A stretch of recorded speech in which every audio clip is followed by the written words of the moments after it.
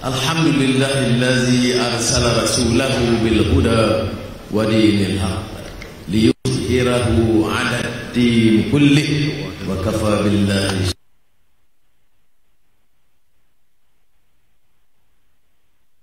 آله وصحبه أجمعين.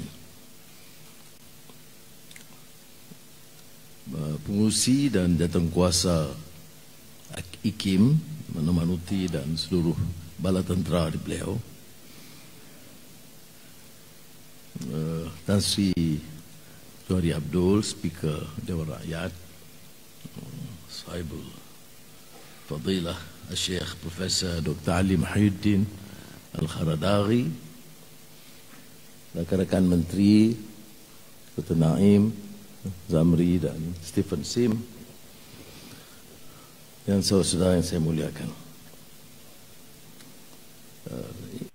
Saya ucap tahniah kepada IKIM kerana dapat menyelenggarakan satu persidangan global madani dengan kerjasama pada badan yang sealiran. Dan saya juga menyatakan penghargaan kepada rakan-rakan dari dalam negara dan luar negara yang turut menyertai. Dan untuk sesi ini, kehadiran rakan-rakan duta-duta besar dan pesuruhjaya tinggi yang turut bersama.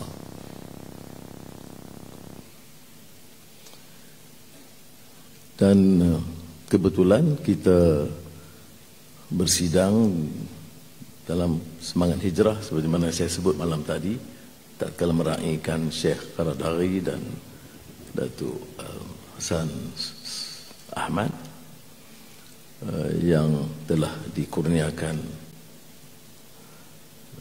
hadiah Ma'al Hijrah antarabangsa dan peringkat kebangsaan.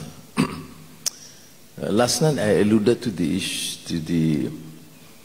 spirit of hijrah, the emigration of Prophet Muhammad sallallahu alaihi wasallam from Makkah to Al-Mukarramah to Madinah Al-Munawwarah, originally known as Yathrib. This has relevance to the whole concept of building a civilization. Building civilization must be premised from certain core principles and values. Is to reject the injustices, the oppression, the insanity, the perpetration of evil acts of the past. They connotes the understanding of Jahiliyyah. And the analysis of the principle of Jahiliyyah has been quite formidable. It's not Jahil in the sense of no understanding. They were poets. They were deemed to have some cultural practices and technology in that period. But it's still considered Jahiliyyah because it connotes the absence of values and principles of justice and the propensity to embark and effect change. Thus, the emigration must be seen in the context of the spirit of Islah, the preparedness to undertake reform and tajdeed, to build a new society based on values, ethics, and of course, to be able to build a civilization. It is inclusive. It is very important. We tend to disregard this fact. Yes, it is led by the Prophet Muhammad SAW, but it is inclusive. Inclusive of Muslims and Christians and Jews and pagans. That was the ummatic concept in Madinah. There is ummat, Muslim. There's ummatic for the nation. The propensity to affect change. And this is somewhat disregarded by many of us when talking about the vast experience of Hijratun Nabi, because we confine ourselves to affairs affecting Muslims and the Muslim world. Well, it is relevant in the context Yes, because the Muslim world were colonized by the imperialist powers and colonized powers. There's every reason for them to react and respond against imperialism. But in most of these countries, including Malaysia or Indonesia,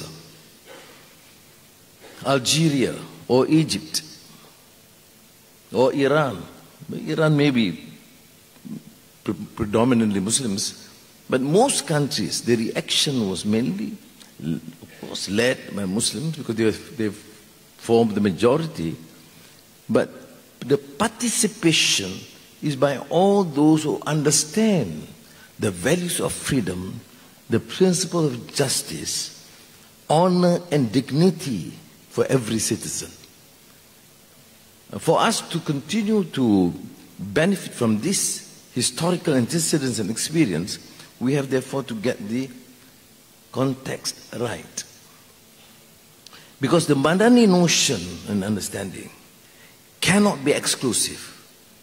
For a multiracial, multireligious country like Malaysia, predominantly Muslims, Islam is the religion of federation, but it has to be inclusive, such as the essence and the original spirit of the emigration, of the Hijratun Nabi, that include the wise, the loyal companion Abu Bakr as-Siddiq, the impeccable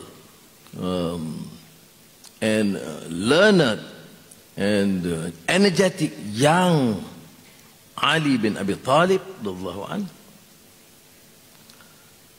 a profound lady with strong commitment, Asma bint Abu Bakar, and even a non-Muslim, Abdullah Abu Uraiqah, because of his understanding, his knowledge and logistics between Mecca to Medina, a safe route for the Prophet and his early companions, in particular Abu Bakr as-Siddiq. Why do we then disregard these issues and encourage discord, distrust? The premise must be total independence, freedom, justice, and core ethical and moral values. The message is وَمَا أَرْسَلْنَاكَ إِلَّا رَحْمَةً لِلْعَالَمِينَ. That must be the core component of the setup of this new Madinah society. Now, of course, as history has shown, there were traits of hypocrisy, rebellion, not only among the Jews or the Jewish tribes, or Aus and Khazraj, or maybe the Christians, but also among the Muslims. So the issue is therefore not between Muslim and non-Muslim discord, but between those who uphold the principles of justice and honor and dignity and independence and freedom, and those who betray those principles. I think this should be seen in the context of building a Madani society. Now, Madani society, of course, digitalization and energy transition, but the change that we're talking about is both imperative and. Now, the Madani framework in our context is, of course, a cohesive. Now, why do we promote these values from this continuation of the Asian Renaissance, for example? Because what is clearly evident to our understanding in our society, in our experience, due to poor governance and corruption and abuse of power, arrogance among leaders, but it also is reflected in the international community. Where is the compassion? Where is the justice we're talking about? Where is democratic accountability in international order, international system? Take the political system, of course, Gaza comes to mind, the Palestinian plight, dispossession for decades. Why is there the absence of the whole commitment to democracy or justice or freedom? So there is a deficit. Leaders talk about issues of democracy or development or sustainability or now energy transition and digital transformation, but they seem to lack the core values and principles. So there is apparent inconsistency, contradiction, or to be exact, or to be precise, is hypocrisy. It is still molded in very racist, parochial, or fanatical religious viewpoints. And that's why I think there's a relevance for us to promote the whole Madani concept. It must be based on core values. Why do you reject Jahiliyah society in Makkah?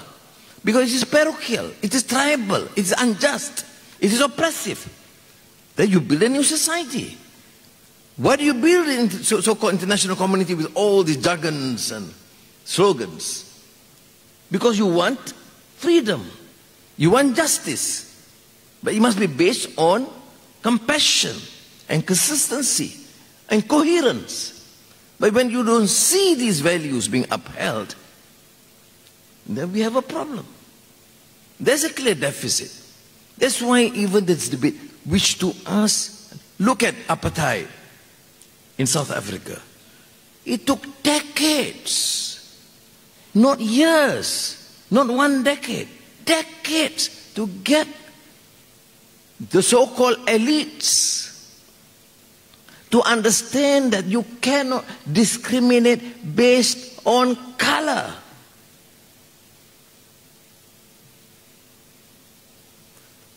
Is that a reality? Yes.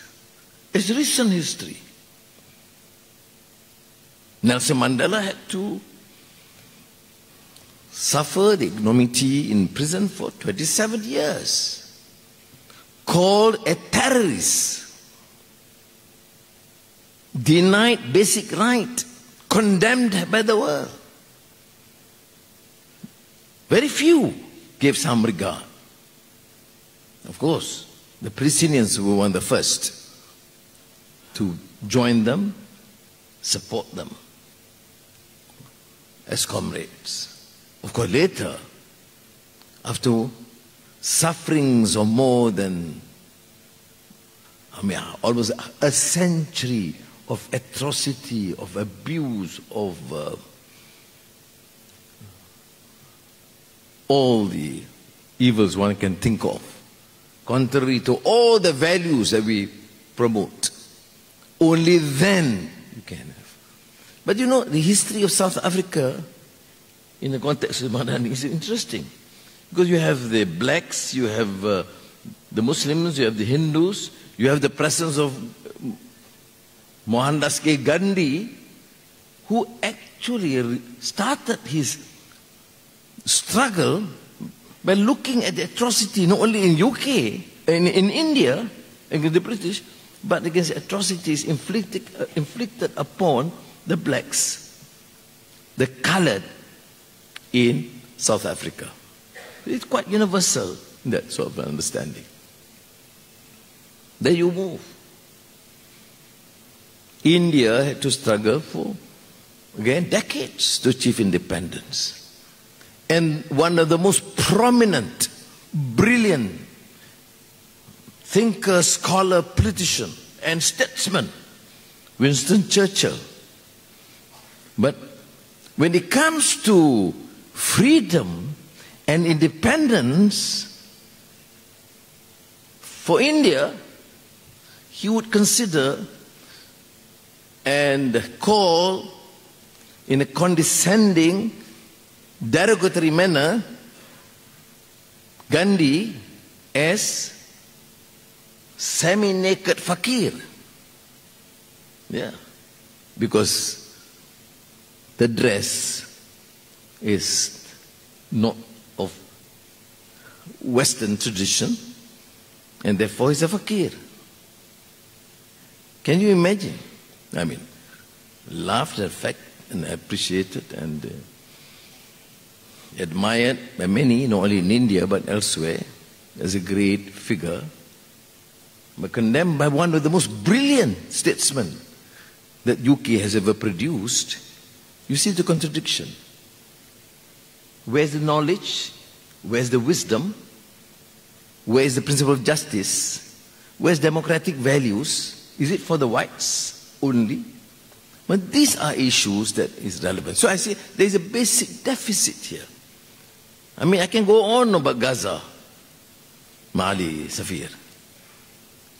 I can go on. But you see, I mean, atrocious. Day after day, killings continue. Women and children. Oh, no. It's not a refugee camp. It's a miles away refugee camp. We're going after Hamas. I mean, the same sort of a narrative which would consider and treat human beings and the world as idiots and fools. And the killings continue. So, well, do we then just end by expressing despair? Or do we then, as a nation,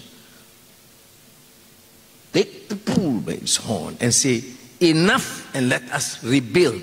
And we rebuild from the beginning, from the start, from our own community, from our own society and nation. The nation must be strong, united, formidable, politically, economically, socially, culturally, getting everyone involved. Muslims, Hindus, Buddhists, Chinese, or Indians, or Dayaks, or Kadazans. That is the spirit that can build the new Madani.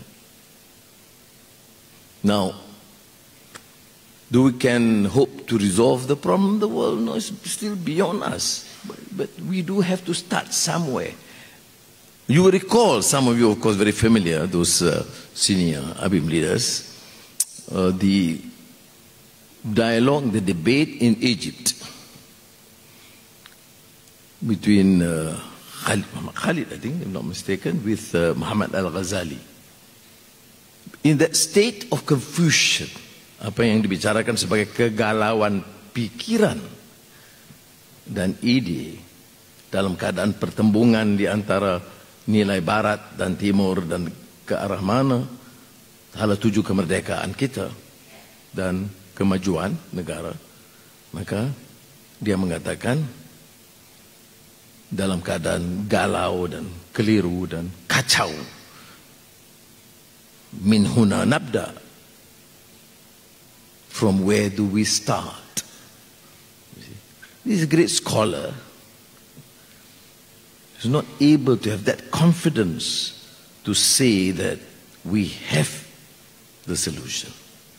Because, as you have seen the theory of Abdul Rahman ibn Khaldun in the Muqaddimah, however one fights against the big power or the colonial power, the imperialist power, at times, and oftentimes, you feel too inferior.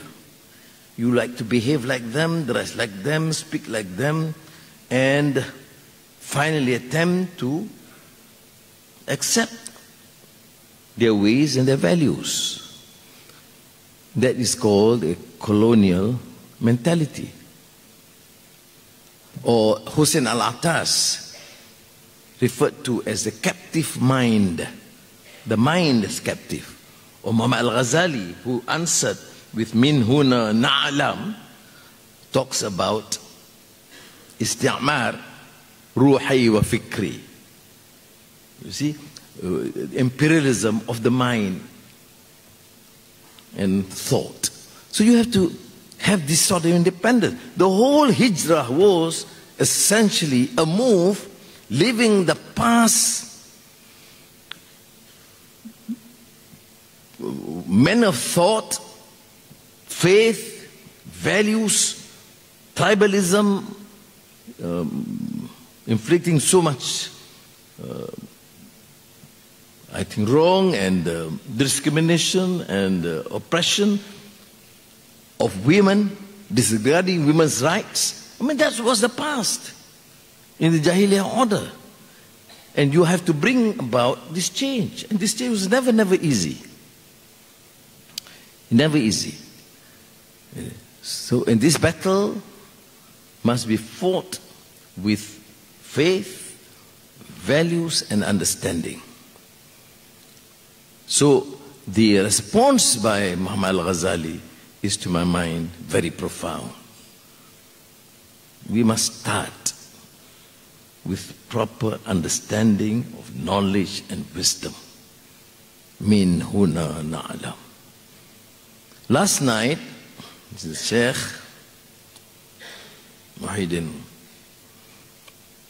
at Sri Pradana mentioned about the need for deeper understanding, pencerahan, pahaman yang lebih mendalam.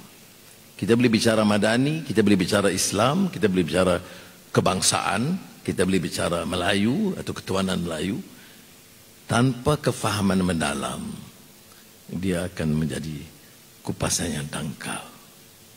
Islam akan menjadi bahan untuk meremehkan orang lain, menghukum, memperbodohkan, dan tidak untuk mengangkat martabat mereka. Kaum menjadi alasan bagi kelompok yang berkuasa atau bercita-cita tinggi memperalatkan isu kaum, menakutkan mereka supaya mereka boleh merampok sebanyak mungkin. Ini yang berlaku di banyak negara-negara berkembang, termasuk negara-negara Islam. That religion has been used, exploited to benefit a small group in the era of ignorance. But we talk about hijrah. Hijrah is a whole battle against ignorance. It's the age of ignorance. Hijrah is a battle against the Jahiliyyah order. How is it that we have this independence of a new Madani society, we still promote traits of ignorance? It runs contrary to the soul spirit of Madani. So, my dear friends, brothers and sisters, I have somewhat refrained from talking about global and international, because I think the last day, from Muhammad Noor to Stephen to Jimli Siddiqui and so many other scholars, you have better expertise in dealing with this. And therefore I come back to the kampung. For where do we need to start? And we start with wisdom. We start with pencerahan. We start with knowledge. We start with total commitment to the values of sustainability, of care, of compassion, of respect, of innovation, of prosperity and trust that actually transcend cities, race, even nation-state aspirations. So how do then we actualize these ideals? The challenge is, of course, actualization of the ideals. You hear all the time how just is Islam, how beautiful it is, how nice to be able to, aspire. But when it comes to the core challenges, we have a problem. Because it is still devoid of real understanding. And this is a challenge. I'm telling you, I happen to be now entrusted to become Prime Minister, I'm telling you, the major issue in this country is how to communicate more effectively. Here is our attempt to have a Madani concept. Justice for all. When we say justice for all, look, Anwar therefore is now neglecting the interests of the Malays and the Muslims, because he says for all. Now, can you be effectively a leader of a nation and say that you want justice for some and condemn the rest? It's insane. But that is the narrative downstairs. If you talk about the need to ensure there's justice in education or health, I mean, the majority will benefit. The majority are Muslims. The majority that are poor are still Muslims, which means enough additional effort must be geared for them. But it should not be a zero-sum game. We don't need to talk about helping one sector at the expense of the other, but instead looking at it simultaneously. So that is what, when I say equitable, transparent, and better governed nationally, the same principle applies for the global architecture. People are waiting. Where is this example that you treat when Muslims are the minority, you be fair to them? When the Buddhists are a minority, you be just to them? When the Hindus or Christians in the minority, we are just to them? Then we be litakunu shuhada'a 'ala nas. That is the ummatan wasata. I remember Al-Kharadawi when he talked about this wasatiyah and giving this interpretation of the Quranic verse, وَكَذَلِكَ جَعَلْنَاكُمْ أُمَّةً وَسَطًا لِتَكُونُوا شُهَدَاءَ عَلَى النَّاسِ وَيَكُونَ الرَّسُولُ عَلَيْكُمْ شَهِيدًا. I mean, very clear. Unless we come out and showcase that we are united, that we are not corrupt, we govern our societies well, we are inclusive, we are just to all, will never be seen as an example for the rest. Shuhada ala nas.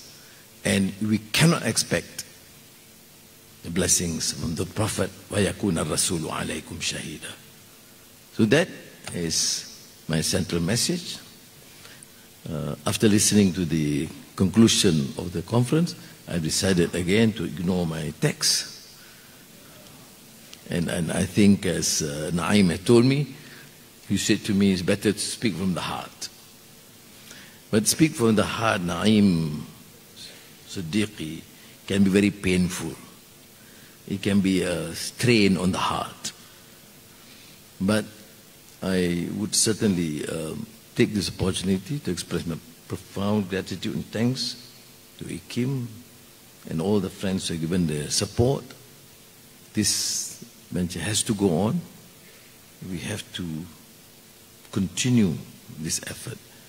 We should never feel that we can't do it, because if the only choice we have is either success or disaster, maka dalam memperjuangkan semangat Madani ini, kita mengharapkan ya harus ada kemampanan, kerana ekonomi juga fundamental.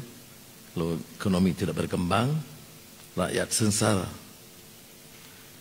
Tetapi dalam mengembangkan ekonomi, saya selalu ingat gesaan dan pesan Bapak Muhammad Natsir. Jangan membangun sambil merobohkan. Kita bangun gedung dan industri, tapi kita robohkan kemanusiaan dan nilai moral dan akhlak, dan menindas yang di bawah. Itu pahaman kita tentang kemampanan. Tetapi kita juga terima kenyataan, kalau Malaysia Madani harus juga menerima kenyataan persekitaran dan iklim harus segar. Maka hindari kerusakan dan fasad dengan kerusakan bumi, maka ada transisi tenaga, peralihan tenaga, energy transition.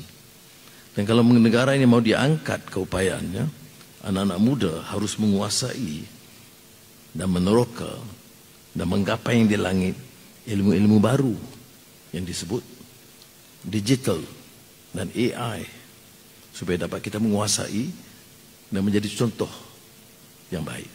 Mudah-mudahan semangat madani ini dapat kita kekalkan dan diberkati Allah SWT. Wassalamualaikum warahmatullahi wabarakatuh.